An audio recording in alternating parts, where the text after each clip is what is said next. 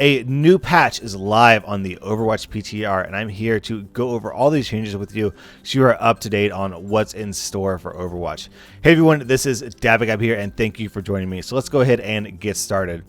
So first off, let's talk about the big change, the change that everyone is talking about, so much so that like news websites have written full-blown articles about this one change, and that is ROADHOG'S hook. They are finally nerfing slash buffing slash fixing ROADHOG'S hook. So really there's a couple things going on. First of all, it finally checks for line of sight. I mean, I make glitch montages, so trust me when I've seen a lot of really wonky hooks. And I think one of the biggest sort of problems with that is that the hook never checked for line of sight before. So like you throw the hook, and because they'd have momentum, like the hook would land and then their momentum would continue and then they would get behind a corner or something, and then ROADHOG would still pull that person around the corner, which is really weird because number one, you know, he doesn't have line of sight, so that doesn't really make sense. Number two, when he does that, the chain clips through the wall, which looks really weird. And number three, the way the hook works is that it does like an L, like the person will go straight to the left or to the right or up, and then straight into him. There's really bizarre momentum.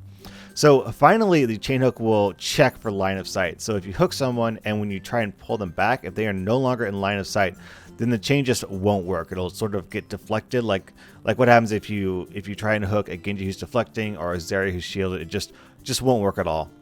Also, when ROADHOG does pull the target back, that target will finally be pulled directly in front of ROADHOG. Not to the side of him, not behind him, not above him, just straight to him, basically. And I mean, I don't know about you, but there have been tons of times where I've pulled someone and they've landed, you know, in some weird place beside me, behind me, above me, and I've missed the kill because I wasn't able to predict where they were going to land and that person gets away.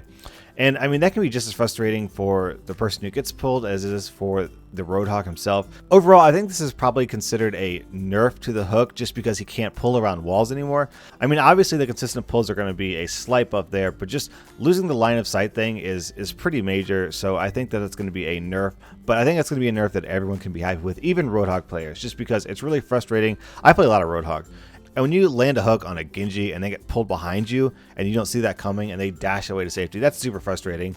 So I, for one, really welcome these changes. I say it's about time. I'm surprised they didn't do this earlier, to be perfectly honest with you. All right, next up, we have a nerf to D.Va. 200 of her armor has been converted to health. So instead of 400 armor and 200 health, she has 200 health and 400 armor. Also, the damage of her fusion cannon has dropped from 3 to 2 damage per bullet, and the number of bullet shots has increased from 8 to 11. So it's kind of mathy. It's kind of hard to imagine what exactly that will mean in a game. But according to the developers, that will make her damage a little bit more consistent, but decrease her overall damage. So apparently that will make her feel, I guess, less random. I guess we'll have to see and, you know, try and get a feel for how the damage sort of distributes. Not really sure how that will translate. Next up is the biotic grenade. I sort of imagined that they would have to do some sort of nerf to the biotic grenade, but this is not as far as I thought they would take it. So the healing grenade boost on allies has been decreased from 100% to 50%. So instead of the buff doubling healing on the target, it just increases it by 50. And I would say that's kind of needed. I mean, there's a really like intense tank meta at the moment where you'll have, you know, 3 tanks backed up by Ana, and Ana could just dish out the healing on all of them, especially backed up by a second healer, and the healing grenade is really part of that. But I would kind of figure that they would take that a little bit farther. I mean, obviously this will help bring her a little bit more in tune with the other healers and make it a little bit more balanced, but nonetheless, I just sort of expected they would go a little bit farther because I think that biotic grenade, as it is right now, is probably the single most game-changing non-ultimate ability in the game. I mean, if you throw a grenade into a big group of people, you can instantly heal like 3 or 4 of your allies and then debuff, you know, 2 or 3 of your enemies so they can't get healing. And it's such a big impact for such a quick, fairly easy to aim ability. It just has a really huge impact, and it really makes or breaks team fights. So I sort of imagine that they would maybe drop the duration a little bit, or you know, I kind of not surprised about the healing nerf. Like right now on the live version of Overwatch, the grenade doubles your healing on allies and it completely cuts off all healing on enemies. I wonder what the impact would be if they halved the effectiveness of the debuff instead, so that the debuff, cut all healing they received by 50%. So if you're a healer, you don't feel quite so helpless. I mean, obviously, if you're like Mercy and, you're trying to heal a Reinhardt and a Reinhardt gets grenaded, you just can't really do much. You can try and damage boost them, but I mean, if the Reinhardt's not in range, you just can't really do anything. So, cutting the debuff down to 50% rather than 100% might give healers a little bit more options, might make it a little bit easier to heal people up instead of the all or nothing. I'm not really sure. I guess we'll have to see how this biotic grenade goes. But overall, I'm sort of happy that they're nerfing this because Ana's grenade is really powerful, and I think this will be a pretty solid change. Next up, we'll talk about Sombra, and Sombra is sort of universally regarded as the worst character in Overwatch right now.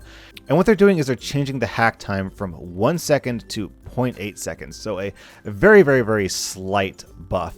And it's really difficult to evaluate how good Sombra is because, as the developer said, Jeff Kaplan said that, when Ana came out, people sort of thought Ana was kind of weak, and then she slowly became the most powerful healer in the game, and they had to nerf her ultimate and get rid of the speed boost, and now they're nerfing her biotic grenade. So she's gone through a couple of nerfs, and I think that the developers are kind of assuming that that's the same thing with Sombra, that people don't really know how to play Sombra, so they're just sort of waiting for people to figure her out, and then once people figure her out, she's going to be as good as Ana, and then they have to actually nerf Sombra a little bit, because they'll finally realize that one thing is broken or way too strong. And I guess that's not quite the case. People are sort of complaining about how she just doesn't have much of an impact. And so her hack, obviously going from 1 second to 0.8 seconds is a decent buff, but I just don't know how much of a difference it's going to make. The real problem with the hack is it's so hard to use because of the damage interruption that a lot of the times you just can't use it. Like, if you're just trying to hack someone and they put 1 point of damage into you, it gets interrupted.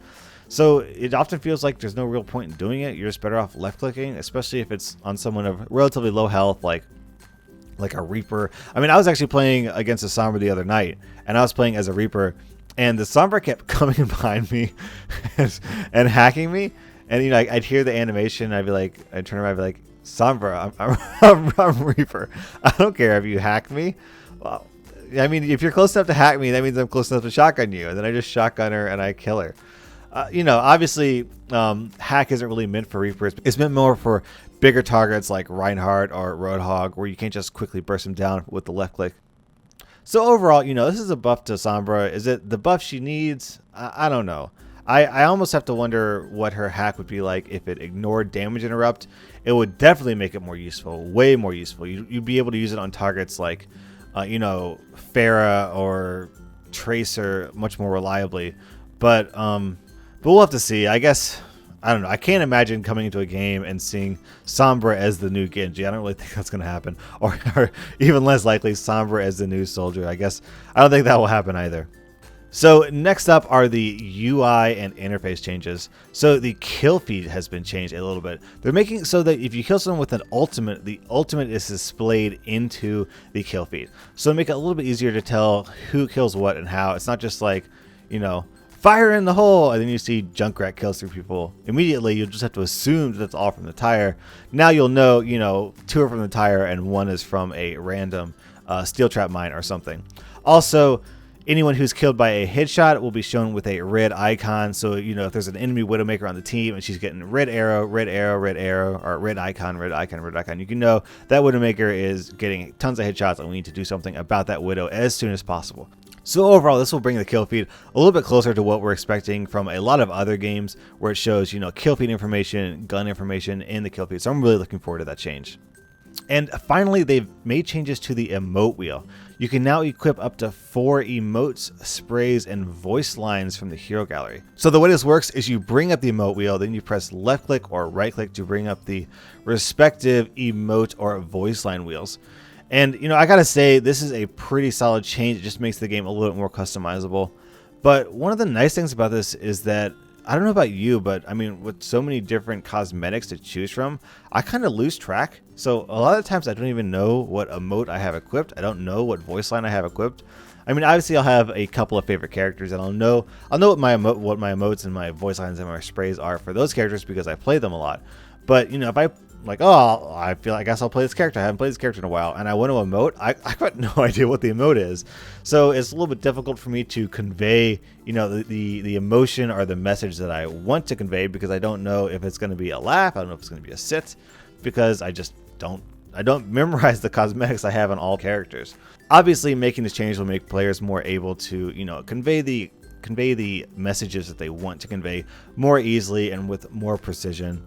I think we're probably going to see much more BM, because this will allow people to put a, you know, sorry or well played or thanks, the sort of BM specific sprays on every character in addition to their favorite sprays. So we'll see. I think there might be a lot more BM from this, which may not be a good thing. But overall, I'm pretty excited about the emote wheel. So are you excited about these changes? Do you think that the Blizzard went too far with any of them, or not far enough? Please let me know in the comments. I'd love to hear your thoughts. So thank you for watching. D.Va out.